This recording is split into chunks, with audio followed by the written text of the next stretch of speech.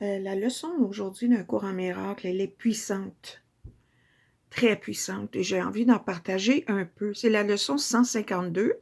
On peut la trouver dans le manuel ou sur le site d'un cours en miracle. Je veux juste faire mention de points vraiment importants dans cette leçon. Et ça dit, nul ne peut subir de perte à moins que ce ne soit sa propre décision. Parce que le titre de cette idée dans un cours en miracle, c'est le pouvoir. Le pouvoir de décision m'appartient. Nul ne souffre à moins que son choix, excusez-moi, je viens d'avoir un texte qui passe directement par-dessus la phrase. Nul ne souffre à moins que son choix n'élise cet état pour lui-même. Nul ne peut avoir de chagrin, ni de peur, ni de pensée malade, à moins que ce soit les résultats qu'il veut. Ouf! Et nul ne meurt sans son propre consentement. Rien n'arrive qui ne représente son souhait, et rien n'est omis que tu choisis. Voici ton monde, complet dans tous les détails. Voici toute sa réalité pour toi. Et c'est ici seulement qu'est le salut. Le salut, ça veut dire la libération. C'est d'abord de te rendre compte de ça, de prendre conscience de ça, qu'on est responsable des mondes qu'on crée par nos pensées. Nos pensées qui sont gardées constantes dans notre esprit avec la puissance de nos émotions, de nos sentiments qui le nourrit, qui le manifeste. On n'a pas besoin de croire en Dieu. Ça, c'est fait prouver physiquement, c'est prouvé scientifiquement. Mais là, on se dit, ben voyons donc, je souhaite pas ci, je souhaite pas ça. C'est inconscient.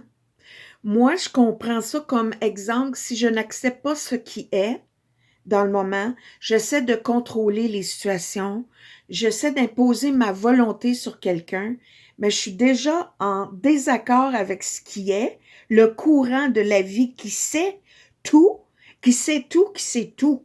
Donc, moi, je me donne le rôle de Dieu, finalement.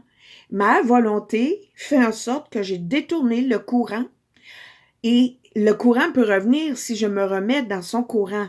Mais c'est juste pour dire, c'est des petits moments comme ça, un à la fois, qui fait en sorte que on a des résultats comme ça. Tu sais, des fois, tu fais juste se dire, je veux pas aller en quelque part, puis j'ose pas dire non. Il y a façon de dire non gentiment, mais j'ose pas, j'y vais quand même. Il arrive des choses, puis là, on se dit, ben c'est parce que tu voulais pas y aller, là, tu peux pas y aller, parce que telle chose est arrivée qui t'empêche d'y aller. Puis c'est pas toujours très positif. Je sais pas si ça fait du sens, mais c'est ça quand même. Ici, un peu plus loin, ça dit « La peur et la maladie peuvent-elles entrer dans un esprit qui demeure dans l'amour et la vérité et la parfaite sainteté? » Rien que la vérité est vraie, et ce qui est faux est faux. Donc là, je suis en train de me perdre un peu dans mes pensées au lieu de la leçon. Mais ici, c'est dur à avaler, OK, qu'on est responsable pour tout ce qui arrive dans notre monde. On n'est pas coupable, il faut faire attention. Mais on est responsable des choix qu'on fait. Parce que si on ne fait pas de choix, on fait un choix. C'est l'autopilote par défaut. Il faut venir qu'à accepter que ce sont tous nos désirs individuels et collectifs qui ont créé le monde qu'on voit. C'est nous-mêmes, avec nos désirs individuellement et collectivement, qui a créé le monde que l'on voit, de génération en génération jusqu'à maintenant. C'est pas Dieu qui a créé ce monde. C'est un monde de séparation et le défaut, le setting par défaut, comme quand on fait pas de choix autre, c'est la séparation et c'est la peur. La séparation, ça c'est l'ego, là. C'est l'ego, c'est la projection. Toutes nos projections s'en vont à l'extérieur de nous. On pense que tout, c'est la faute des autres. On veut pas voir que c'est notre projection de quelque chose qu'on n'accepte pas en nous, consciemment ou inconsciemment. On l'accepte pas, on le projette. parce qu'il faut le voir, puis il faut le guérir. C'est loi universelle, ça, de cause et effet. On a beau dire qu'on a libre arbitre, on peut faire nos choix, c'est tout à fait vrai. Mais on n'est pas on n'a pas le choix des conséquences. On peut pas choisir aller en encontre des lois de l'univers. C'est impossible. Donc, c'est la peur, la séparation, puis c'est ça qui nous amène constamment des souffrances, des douleurs. On se sent abandonné par la vie, abandonné par Dieu, même si on y croit pas. On a une fixation éternelle en nous. Des fois, on se sent vide, même quelqu'un qui croit en rien. Dit, t'as beau avoir la nouvelle... Regarde les gens qui sont riches à craquer, qui ont tout, qui ont fait le tour du monde, qui ont toutes les belles femmes, les beaux hommes, tout l'argent, tout ce que tu peux avoir sur une terre. Ils sont dans le vide quand même. Ils vont aller au plus bas des plus bas, c'est les drogues, c'est le sexe dévié, c'est des drogues les plus fortes parce qu'il y a un vide à l'intérieur. C'est l'appel de Dieu, c'est l'appel de l'amour, c'est la paix, c'est c'est le vide qu'on a à penser qu'on est séparés, puis que Dieu nous a abandonnés. Dieu nous a pas abandonnés. On a abandonné Dieu, on a abandonné l'amour pur, la paix, la lumière. Mais c'est là quand même, on le voit pas.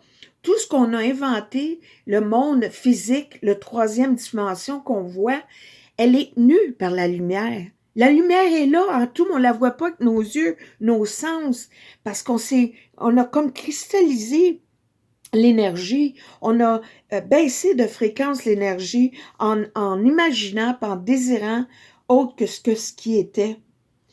Donc, en quelque part ici, il faut réaliser que c'est nos projections. Il faut arrêter d'accuser les autres. On a inventé le monde qu'on voit. On n'est pas des victimes.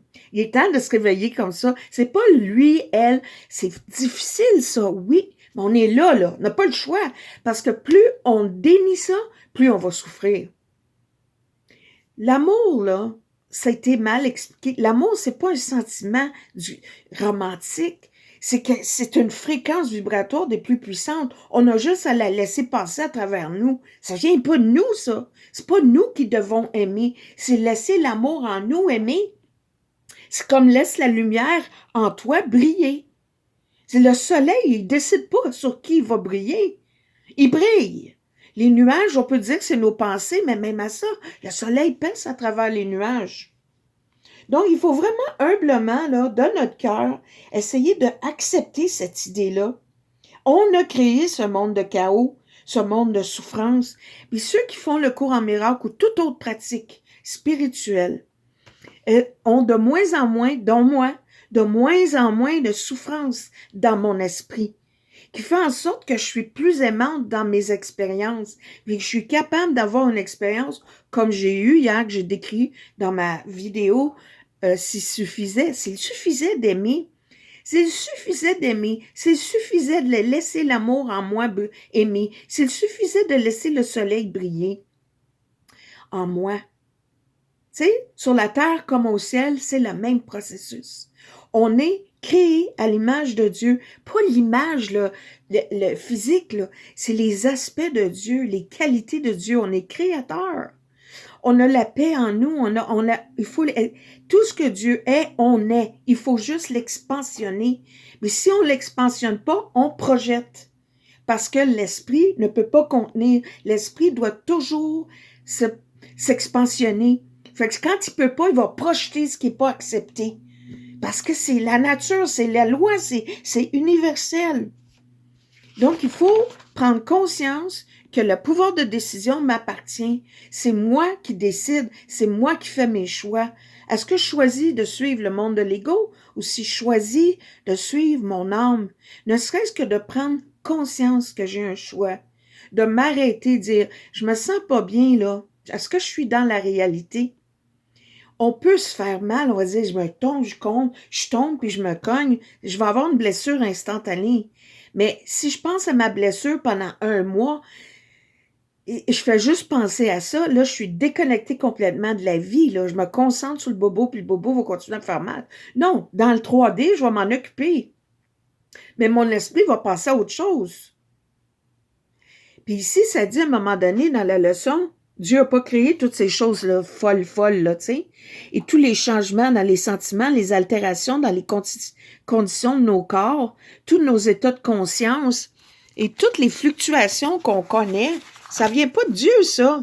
Le monde que tu vois, Dieu ne l'a pas fait. Dieu est pas fou, Dieu est créateur. Ça, c'est une grosse affaire, là, parce que le monde, comment est-ce que Dieu peut permettre des enfants infirmes? Comment est-ce que Dieu peut permettre la guerre? Dieu le permet pas, Dieu l'a pas créé. D'où ça vient alors, l'enfant infirme? Il a pas fait de choix. Mais ça, si tu penses que ton esprit est limité à un corps dans un temps-espace, ben oui, ça se peut que tu comprennes pas ça. Il est temps d'évoluer. J'ai écrit ici, en 2020-21, alors qu'on était dans la crise. Une autre crise qui, moi, j'ai pas suivi la voie de l'ego, j'ai suivi la voie de la vie. Ça faisait pas de sens, cette affaire-là. Et j'ai dit que cette leçon m'apaisait énormément. Là, j'ai pas le temps de lire tout ça parce que mon temps achève. Je vais faire la continuité d'Hélène, mon expérience avec Hélène Préjean bientôt, mais ça sera pas dans le moment parce que cette leçon-là est très importante. Prenons conscience de notre responsabilité. Nous ne sommes pas des victimes, nous avons créé ce monde. Le monde qu'on a créé, on peut le changer. C'est le même esprit. OK? Il faut juste décider qui le dirige.